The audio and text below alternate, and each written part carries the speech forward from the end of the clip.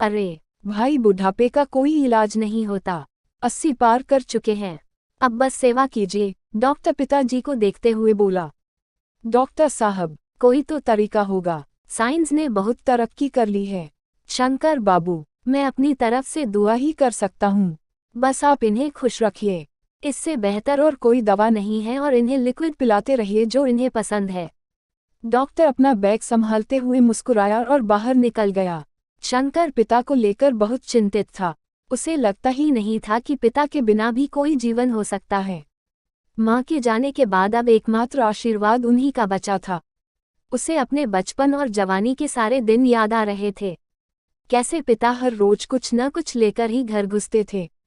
बाहर हल्की हल्की बारिश हो रही थी, ऐसा लगता था जैसे आसमान भी रो रहा हो। शंकर ने खुद को किसी तरह समेटा और पत्नी से बोला, सुशीला, आज सबके लिए मूंग दाल के पकौड़े, हरी चटनी बनाओ, मैं बाहर से जलेबी लेकर आता हूँ। पत्नी ने दाल पहले ही भिगो रखी थी, वह भी अपने काम में लग गई। कुछ ही देर में रसोई से खुशबू आने लगी पकौड़ों की। शंकर भी जलेबियां ले आया था। वह जलेबी रसोई में रख पिता के पास बैठ गया, उनका हाथ अपने हाथ में लिया और उन्हें निहारते हुए बोला, बाबा, आज आपकी पसंद की चीज लाया हूँ, थोड़ी जलेबी खाएंगे। पिता ने आंखें झपकाईं और हल्का सा मुस्कुरा दिए। वो हंसफुट आवाज में बोले, पकौड़े बन रहे हैं क्या? हाँ बाबा, आपकी पसंद की हर चीज अब मेरी भी पसंद है। अरे सुषमा, जरा पकौड़े और जलेबी तो लाओ, शंकर ने आवाज लगाई। लीजिए बाबूजी, एक और, उसने पकौड़ा हाथ में देते हुए कहा। बस अब पूरा हो गया, पेट भर गया, जरा सी जलेबी दे, पिता बोले। शंकर ने जलेबी का एक टुकड़ा हाथ में लेकर मुंह में डाल दिया। पिता उसे प्यार से देखते रहे।